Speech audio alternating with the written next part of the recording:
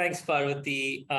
That's difficult to match. Both Professor Dick and Professor Dimitris were amazing. And I was really enjoying all the questions coming in. So I think a lot of the challenges that people are posing in the chat on the side are things that we encounter in our work. And me personally, in my previous work experiences, also in my career. So I'm no professor. I come from the practitioner side. So I'm someone like all of you.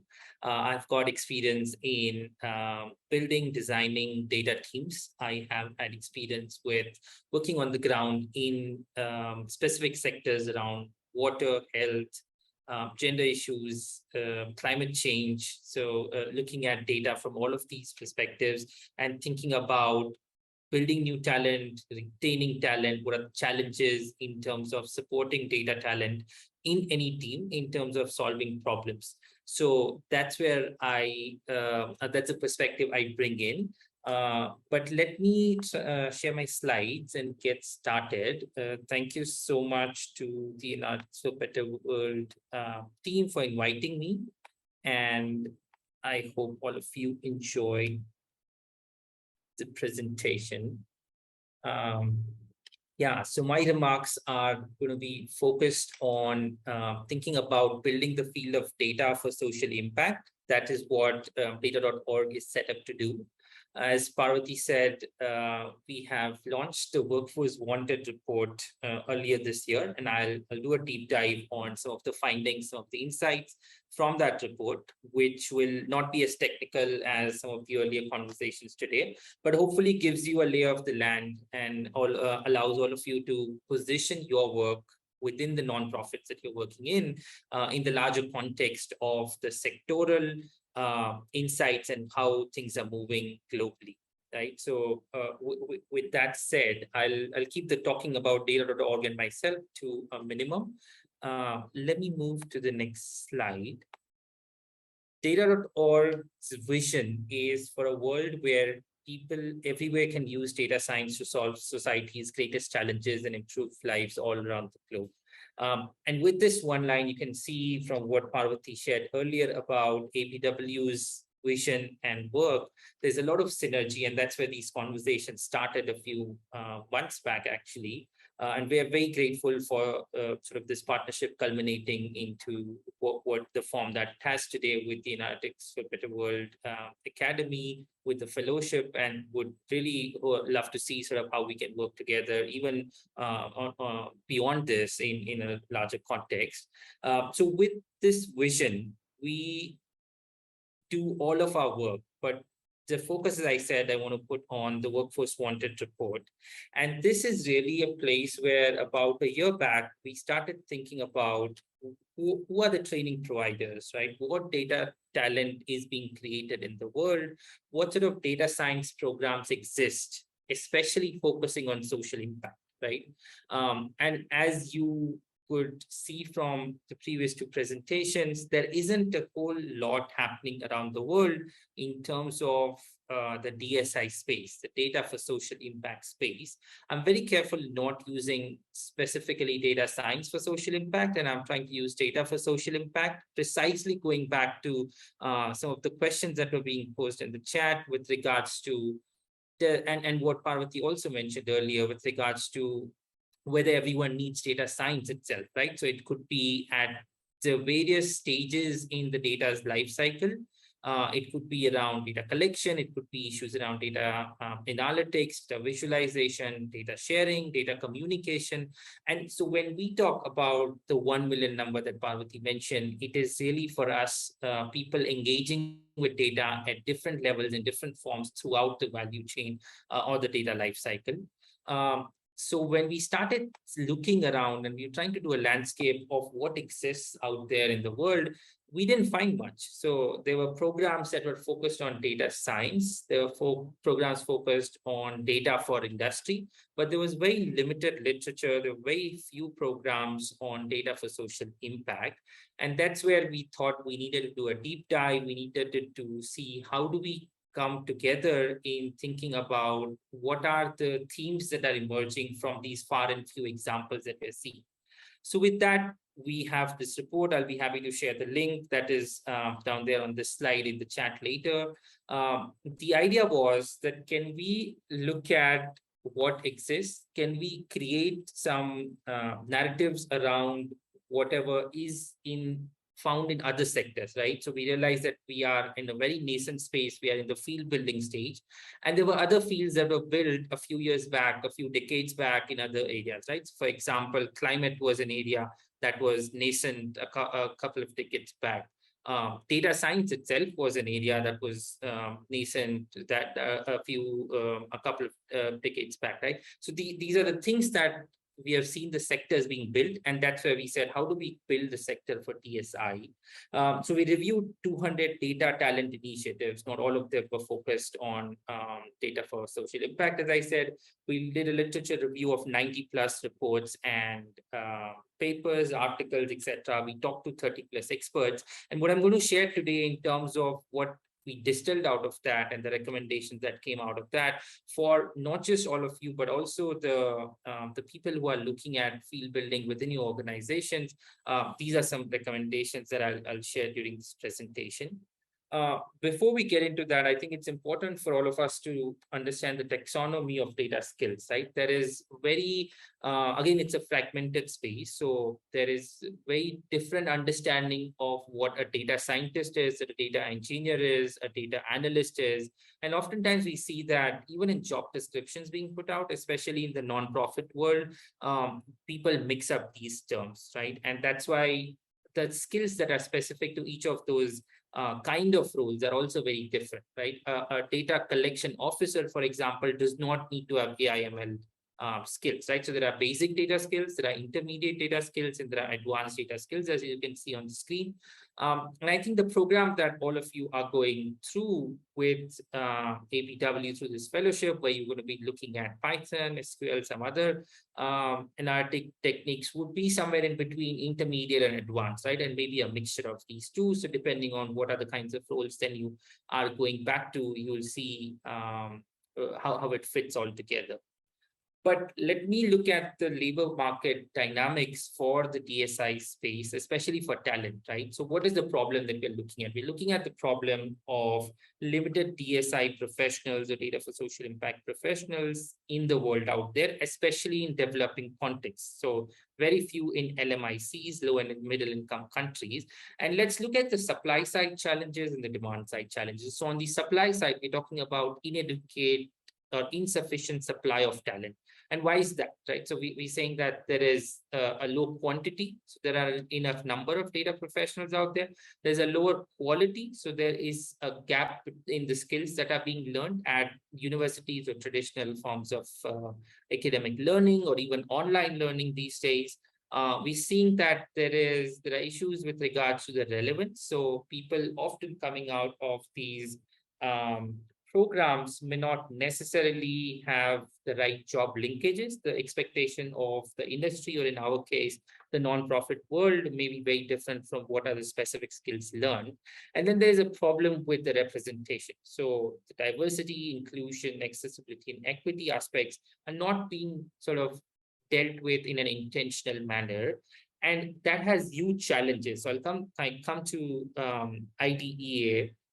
Think about it as, let's think about it as the gender data gap, right? And so if you look at the world statistics, it is really disheartening to see that women are 17% more likely than men to be killed, 47% more likely than men to be seriously injured, and 71% more likely to be moderately injured in car crashes.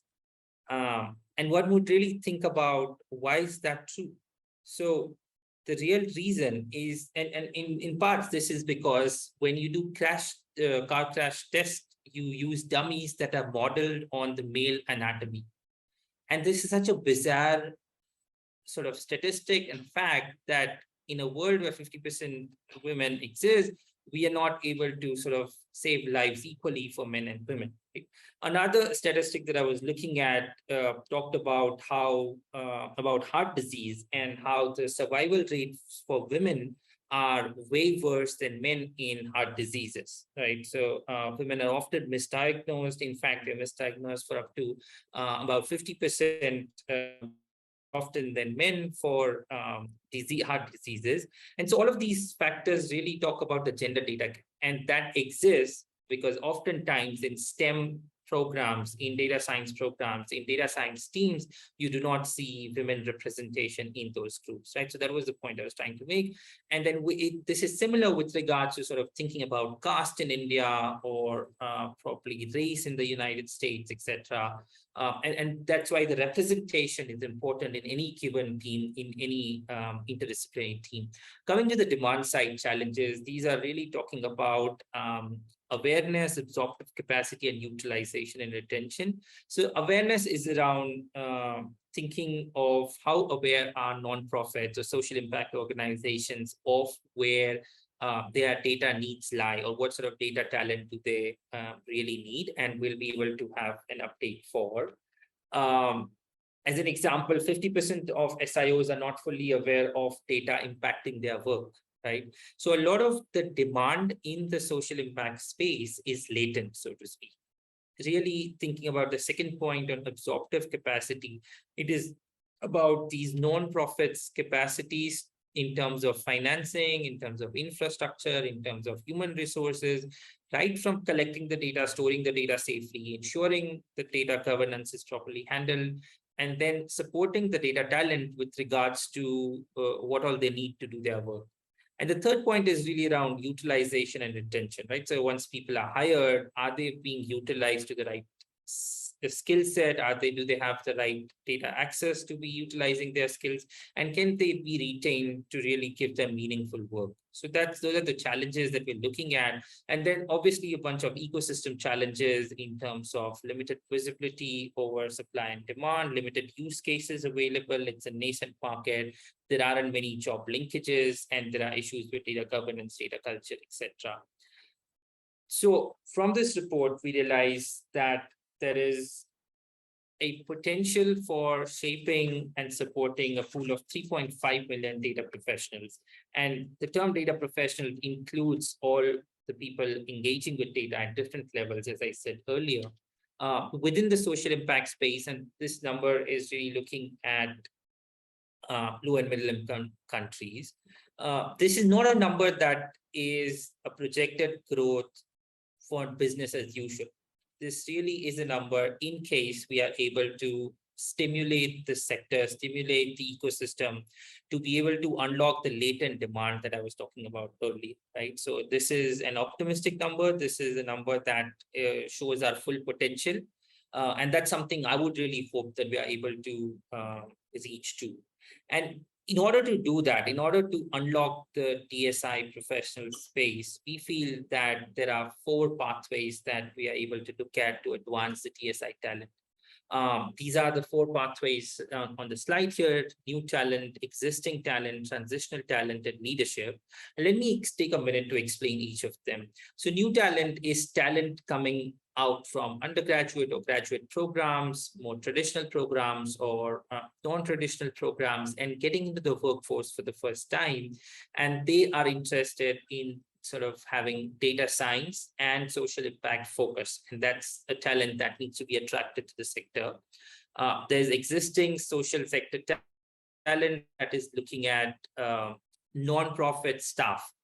I believe all of you would fall under this category because you're in some ways supporting, creating sort of insights and impact in the nonprofit world through your work within this space.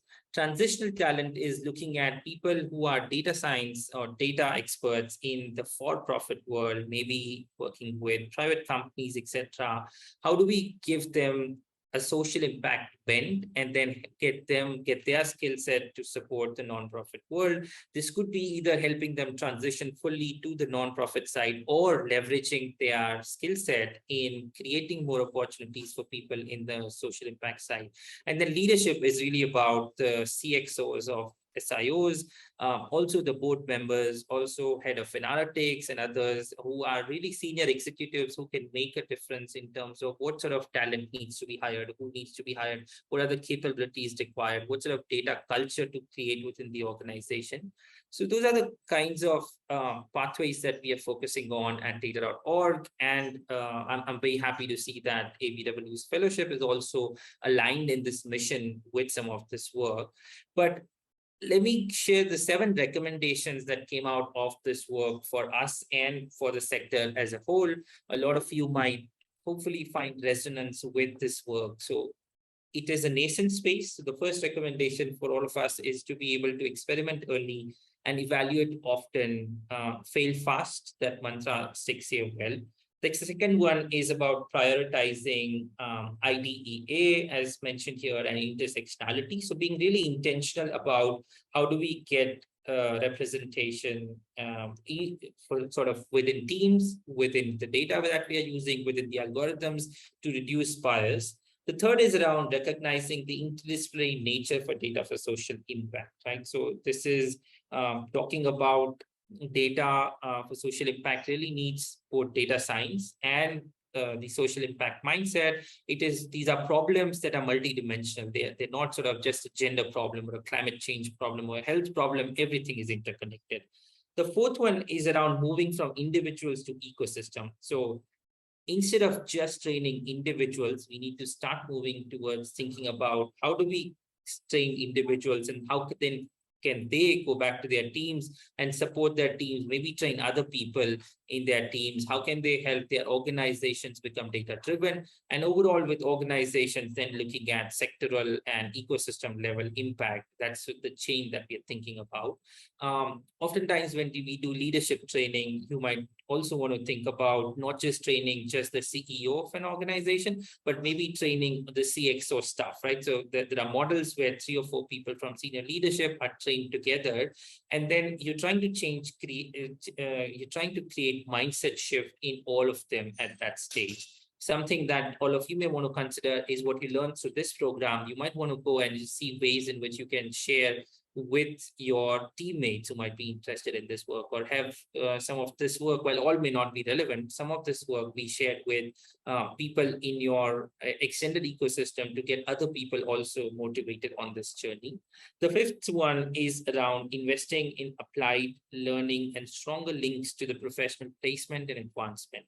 So we are encouraging people in terms of their M&E, monitoring, evaluation, and learning, to not think about the number of people trained, right? And while we have the 1 million number out there, we are not really worried about just training 1 million people. For us, it is about how do we get to 1 million purpose-driven data practitioners. So what is important is how do we have these people play an active role in the nonprofit world, working on issues like climate change, health, social justice, etc.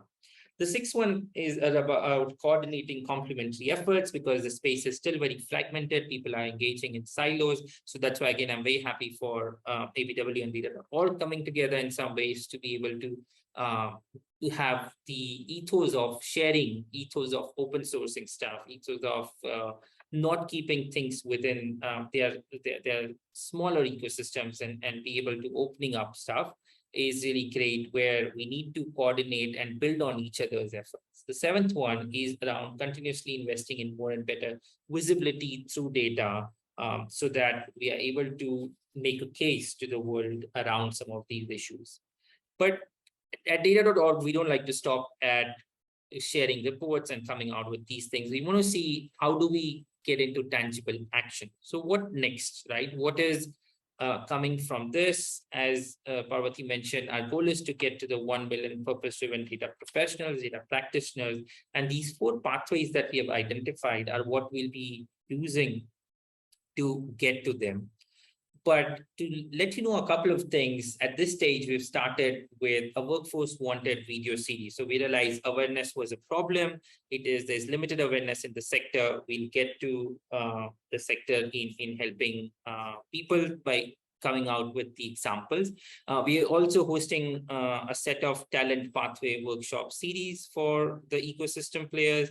We're creating a community of practice. We are launching a couple of initiatives that I'll share in a minute. And then we're creating products and tools to be able to use from the for the community for free on our website. And really, we're dedicating our platform, data.org, to be able to create this DSI community and make it their own space. So very quickly, we're building this network of accelerators, as Parvati said, and we launched the first accelerator with University of Chicago and 7 universities in the United States on financial inclusion and data. There are 2 other hubs or accelerators coming up in Africa, Sub-Saharan Africa and India, and the partnerships are going to be with GPSDD and JPAL South Asia. And these are going to be focused on climate and health data accelerators. So all of these combined for us are going to give us new ideas around mentorship, having a network of people coming together, thinking about experiential modular learning variety. And then thinking of how do we create playbooks for other people to not really need to reinvent the wheel, but just take the learnings from here to take it forward. I'm going to end in a minute, but just want to share that we also created a bunch of different tools, as I said earlier. One tool is the data maturity assessment. This is to support nonprofit social impact organizations on thinking about their data journey and how can they advance on their data journey. It's a 12-minute self-assessment, very simple test. In fact, all of you will be going through a session at the end of October, I believe, with a colleague of mine who will help you in thinking about your data strategy and how does it link to your organizational strategy, and place your data organization's data maturity and data journey within that context. So I really would love to see the results from that. And then, as I said earlier, we are dedicating our platform in service of the DSI community through our thought leadership, digital platform, engagements, as well as partnership building. All of you are welcome to subscribe to our newsletter and see the opportunities that exist for people all around the year. And with that, I'll skip the approach, not get into it, but this is just a slide talking about our partners across the sector and the people that we are building stuff with. And now I should be adding ABW here too. But thank you very much. This was very helpful. If there are any questions, I am happy to answer them. Thanks, Kate.